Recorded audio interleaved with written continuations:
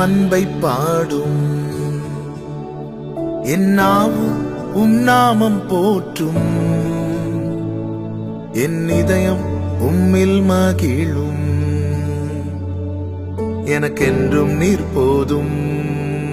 இயேசு கிறிஸ்துவின் இனிய நாமத்தில் உங்களை வாழ்த்துகிறேன். கர்த்தர் உங்களை ஆசீர்வதிப்பாராக. தேவன் நல்லவர், இம்மட்டும் நடத்தின எபனேசர் இனிமேலும் நடத்துவாராக.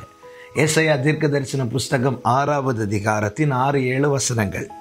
அப்பொழுது சேராபீன்களில் ஒருவன் பலிபீடத்திலிருந்து தன் கையிலே பிடித்த குறட்டால் ஒரு நெருப்பு தழலை எடுத்து என்னிடத்தில் பறந்து வந்து அதனால் என் வாயை தொட்டு, இதோ இது என் உதடுகளை தொட்டதினால் உன் அக்கிரமம் நீங்கி உன் பாவம் நிவிர்த்தியானது என்றார். கர்த்தருடைய பரிசுத்த நாமம் மகிமைப்படுவதாக. ஏசாயா தேவாலயத்துக்குள்ளே பிரவேசிக்கும் போது சிங்காசனத்தில் வீற்றிருக்கிறவரை பார்க்கிறான். தன் நிலை உணர்ந்து, தன் பாவி என்பதை உணர்ந்து அவன் அதை அறிக்கை செய்கிறான். வேதம் சொல்லுகிறது, தன் பாவங்களை மறைக்கிறவன் வாழ்வடைய மாட்டான், அவற்றை அறிக்கை செய்து விட்டுவிடுகிறவனோ இரக்கம் பெறுவான். இப்பொழுது ஏசாயாவுக்கு தேவ இரக்கம் கிடைக்கிறது. அந்த இரக்கம்தான் என்ன தெரியுமா? அவன் அக்கிரமம் நீங்க அவன் சுத்திகரிக்கப்படுகிறான். நம்மில் அநேகருடைய கேள்வி என்னவென்றால், நான் ஒரு விசை கழுவப்பட்டு விட்டேனே, இனி தினம் தினம் நான் சுத்திகரிக்கப்பட வேண்டுமா என்பதுதான் கேள்வி. நன்றாய் புரிந்து கொள்ள வேண்டும், இன்னும் பரிசுத்தம் என்பதை மறந்துவிடக்கூடாது.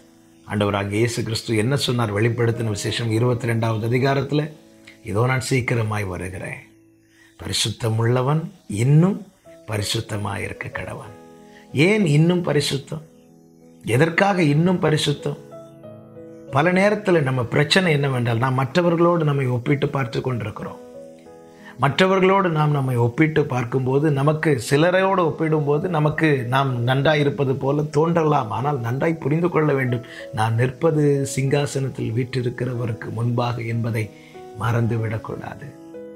நான் சுத்திகரிக்கப்பட வேண்டியது அவசியமாக இருக்கிறது. நான் எந்த மட்டும் சுத்திகரிக்கப்பட்டிருக்கிறேன் என்பது சுத்திகரிக்கப்படுகிற எனக்கல்ல தெரிவது, சுத்திகரிக்கிறவருக்கு தான் தெரியும். எனவே என்னுடைய காரியம் என்ன? நான் என்ன செய்ய வேண்டும்? நான் என்னை முழுவதுமாக அவரிடத்தில் ஒப்புக் கொடுக்க வேண்டும். ஒரு பொன் புடமிடப்படுவதும் ஒரு வெள்ளி புடமிடப்படுவதும் புடமிடுகிறவருக்கு தான் தெரியும் இது இன்னும் எந்த அளவுக்கு சுத்திகரிக்கப்பட வேண்டும் என. வெளியே 7 விசை குகையிலே போட்டு புடமிடுவார்கள். அவருடைய முகம் அதில் தெரியும் மட்டும் அது சுத்திகரிக்கப்படுகிறது. கிறிஸ்துவின் சாயல் நம்மில் வெளிப்படும் மட்டும் நாம் சுத்திகரிக்கப்பட வேண்டியது அவசியமாக இருக்கிறது. எனவேதான் மல்கியா 3:3 சொல்லப்பட்டிருக்கிறது, அவர் உட்கார்ந்து வெள்ளியை புடமிட்டு சுத்திகரித்து கொண்டிருப்பார். உட்கார்ந்து சுத்திகரித்து கொண்டிருப்பார். சுத்திகரித்தார் என்றல்ல, சுத்திகரிப்பார் என்றும் அல்ல, சுத்திகரித்து கொண்டிருப்பார். இங்கே நன்றாய் கவனியுங்கள். ஏசாயா தேவ சமூகத்தில் வந்து நிற்கும்போது, தெய்வ பிரசன்னத்தை அவன் பார்த்தபோது 5வது வசனத்திலே சொல்லுகிறான், அப்பொழுது நான் ஐயோ அதமானேன், நான் அசுத்த உதடுகளுள்ள மனுஷன் என்று சொல்லுகிறான். நான் என்று சொல்லுகிறான். இந்த நேரத்தில் தான் அவன் சுத்திகரிக்கப்படுகிறான். அக்கிரமம் நீங்கி சுத்திகரிக்கப்பட்ட பிறகு ஏசாயா சொன்ன வார்த்தை என்ன தெரியுமா? 8வது வசனத்தை பாருங்கள். பின்பு யாரை நான் அனுப்புவேன், யார் நமது காரியமாய் போவான் என்று உரைக்கிற ஆண்டவருடைய சத்தத்தை கேட்டேன். அதற்கு என்ன சொல்லுகிறாராம்? இதோ நான் இருக்கிறேன் என்று சொல்லவில்லை, இதோ அடியேன் இருக்கிறேன். சுத்திகரிக்கப்படுவதற்கு முன்னதாக ஏசாயா சொன்ன வார்த்தை என்ன? நான். சுத்திகரிக்கப்பட்டவன் சொன்ன வார்த்தை என்ன தெரியுமா? அடியேன். அப்படி என்றால் நாம் எது மட்டும் சுத்திகரிக்கப்பட வேண்டும் தெரியுமா? சுயம் நம்மில் சாம்பலாக மட்டும் நாம் சுத்திகரிக்கப்பட வேண்டியது அவசியமாக இருக்கிறது. ஆமென்.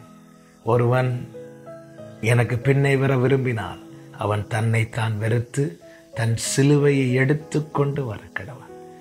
நான் என்னை வெறுக்கிறேன் அல்லவா, அதுதான் அவர் சுமந்து கொண்டு வர சொல்லுகிற சிலுவை.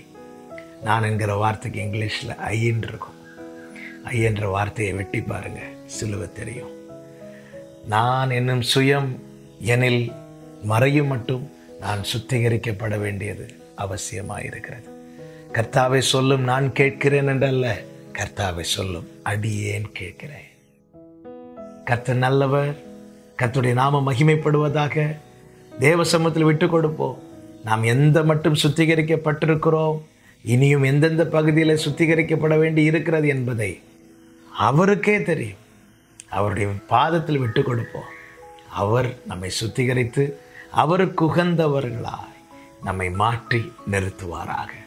நல்ல தகப்பனே, இரக்கமுள்ள பிதாவே, ஒருவராய் சாவாமை உள்ளவரே, நீர் பரிசுத்தம் உள்ளவரும் எங்களை பரிசுத்தமாக்குகிறவருமாயிருக்கிறேன். உமக்கு உகந்தவர்களாய் எங்களை சுத்திகரித்து நிறுத்துவீராக. சுயம் எங்களில் சாம்பலாக மட்டும் சுத்திகரிப்பீராக. வல்ல கரங்களிலே தாழ்த்துகிறோம். இயேசு கிறிஸ்துவின் நாமத்தில் பிதாவே, ஆமென்.